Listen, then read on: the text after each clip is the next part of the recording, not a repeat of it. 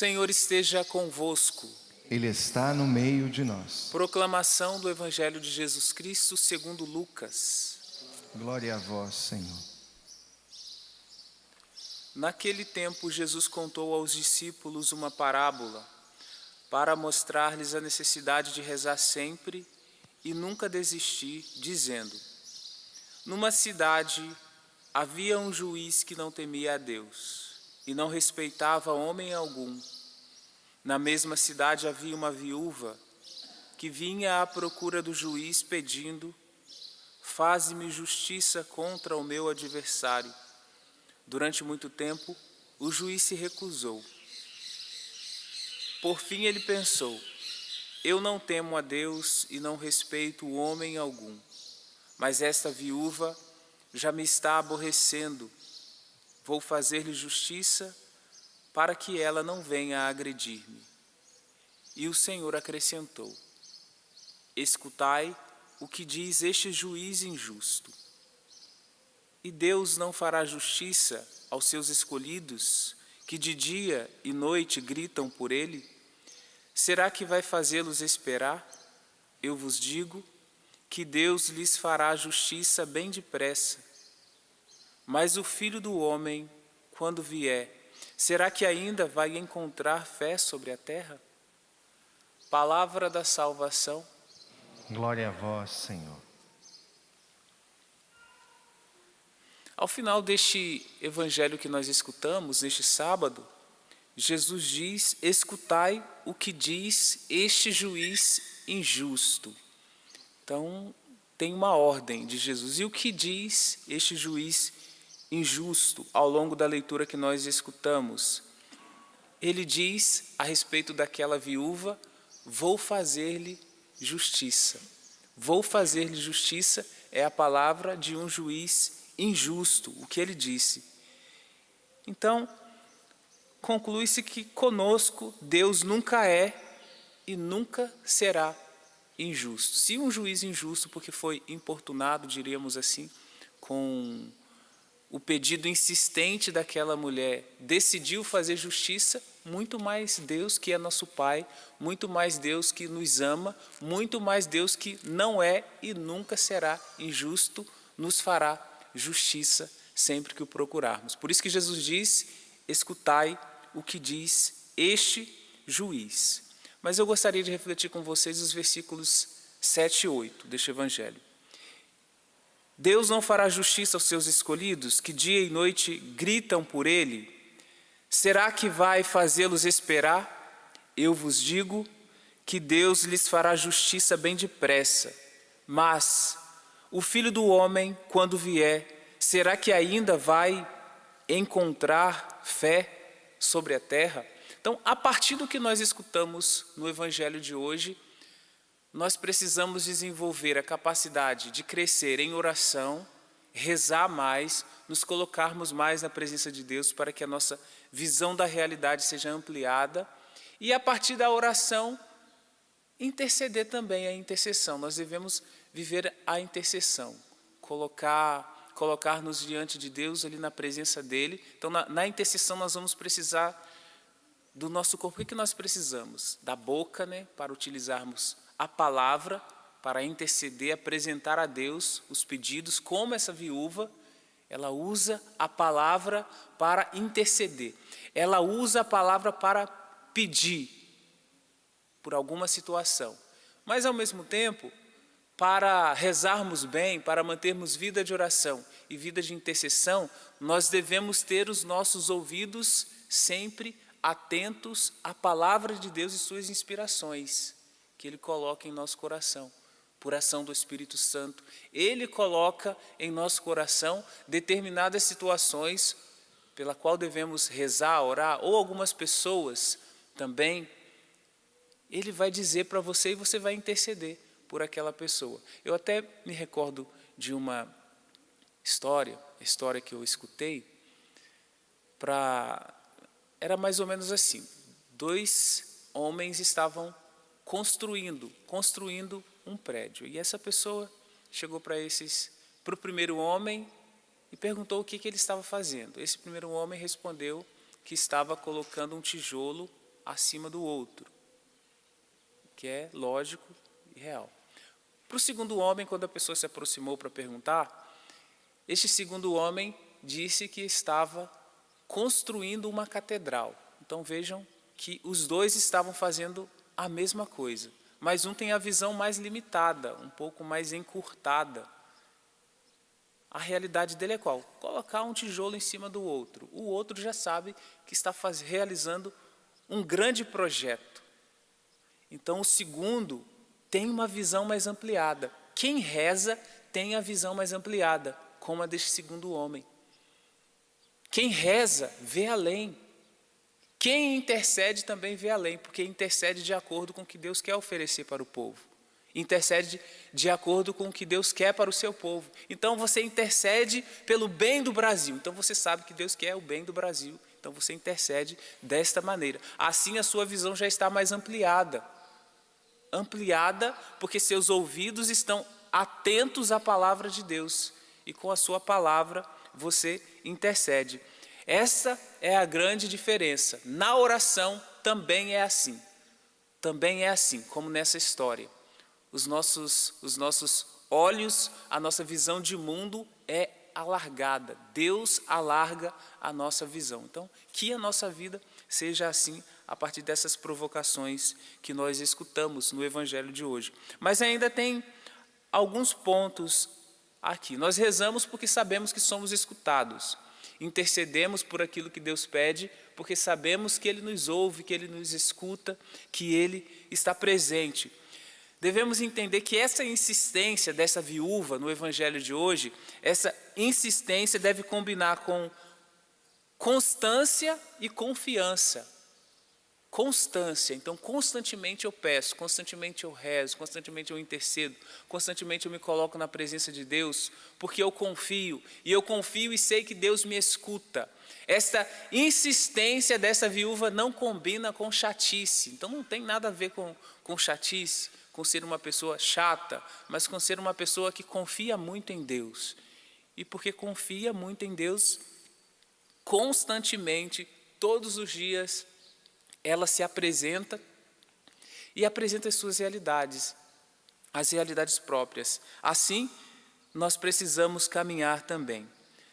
Manter-se na constância da oração, manter-se na constância da intercessão, é ter aquela visão ampla que eu disse há pouco. É colher do coração de Deus aquilo que Ele quer para as pessoas, é colher do coração de Deus aquilo que Ele quer para a sua missão, para o lugar que você trabalha, é colher do coração de Deus os projetos dele para a sua família.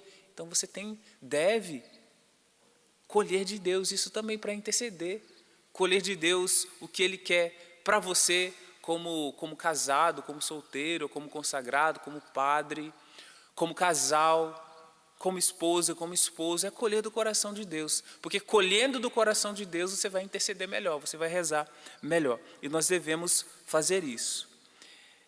Nós cresceremos, veremos além, veremos com os olhos de Deus, se nos exercitarmos, nos colocarmos neste empenho da oração, de dedicação constante.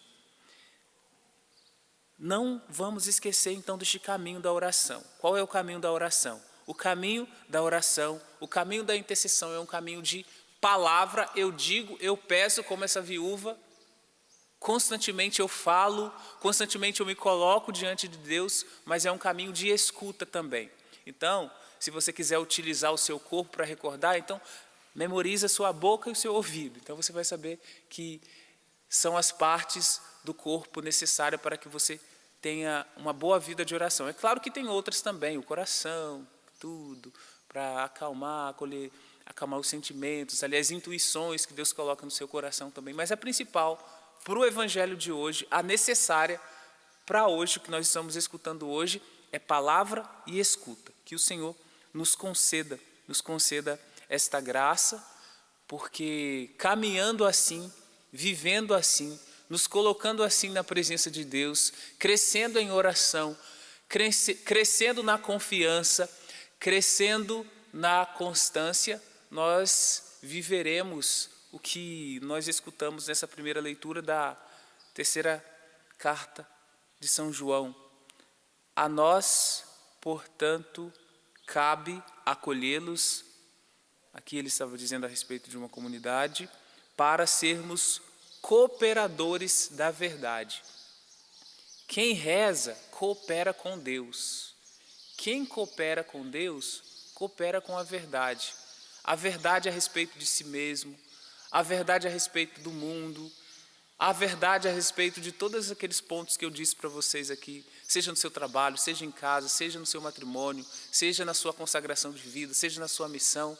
Quem reza, colabora com Deus. Quem colabora com Deus, quem colabora com Jesus, coopera com a verdade. Irmãos e irmãs, nós devemos ser cooperadores da verdade. E como nós vamos cooperar com a verdade no nosso dia a dia? Como ser um cooperador da verdade no seu lugar aí, sem sair de casa? Como cooperar com a verdade? Nós cooperamos com a verdade quando anunciamos o evangelho genuíno, tal qual ele é, tal qual foi anunciado ao longo dos séculos por Jesus, pelo magistério da igreja, aquilo que nós escutamos, sabemos que é o correto, que está no catecismo, viver segundo os mandamentos da lei de Deus, mandamentos da igreja, viver segundo as virtudes também, fugir das realidades do pecado, sobretudo os pecados capitais, fazermos um exame de consciência e nos colocarmos totalmente diante de Deus. Então eu coopero com a verdade, primeiramente vivendo a verdade. Então eu preciso viver a verdade, e a partir do momento que eu vivo a verdade, eu serei testemunho e ajudarei outras pessoas a viverem a verdade também.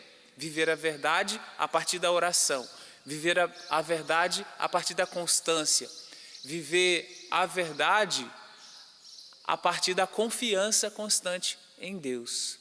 Quem cresce em confiança, quem reza, não se perde.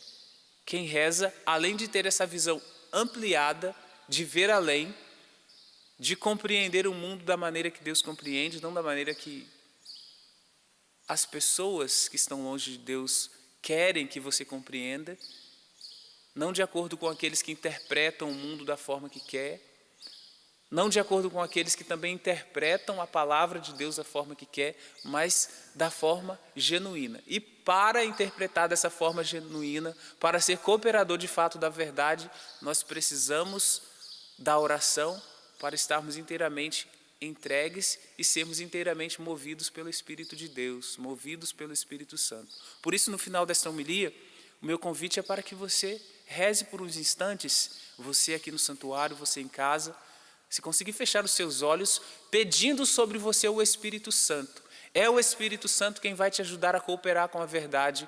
É o Espírito Santo que vai ajudar você a crescer em oração, a interceder pelas situações que Deus mesmo colocar no seu coração para que você reze, para que você se coloque entre essa situação e o Deus que você crê, e o Deus que você sabe que quer o melhor para você, que quer o melhor para todos. Senhor Deus, o Teu Espírito venha sobre nós e nos faça cooperadores da verdade, nos faça cooperadores do Seu amor, nos ensine o caminho da verdadeira entrega, verdadeira doação, da fuga, Senhor, do pecado, da fuga das realidades de morte, da fuga da mentira. O demônio é o pai da mentira, da fuga de tudo aquilo que é enganação, que é contra a doutrina católica, que é contra o amor de Deus, que é contra a vida plena que o Senhor coloca em nós e nos aponta para uma vida maior ainda, que é a vida para sempre na presença de Deus, a vida para sempre no céu. Dissipa, Senhor, e derruba, tira dos olhos dos Teus filhos todas as escamas que os impedem de ver a verdade, que os impedem de caminhar em Deus, e faz com que eles caminhem obstinadamente com um objetivo, com um ativismo por uma ideia errada, por uma ideia que não colabora com a verdade. Ideias políticas desvirtuadas, dissipa, Senhor. Tire as vendas dos olhos dos seus filhos, as escamas do olhar dos jovens, dos adultos, das famílias, para que na sua presença e na sua vontade caminhemos constantemente. Assim, Senhor, conduza-nos, nos dê bênção, nos dê a sua graça, direcione os nossos passos para que sempre caminhe na vontade de Deus. Deus, que é justo, fará sempre justiça aos seus escolhidos. Nós somos esses escolhidos e assim esperamos, Senhor. Esperamos e pedimos que a sua justiça esteja constantemente conosco. Assim seja.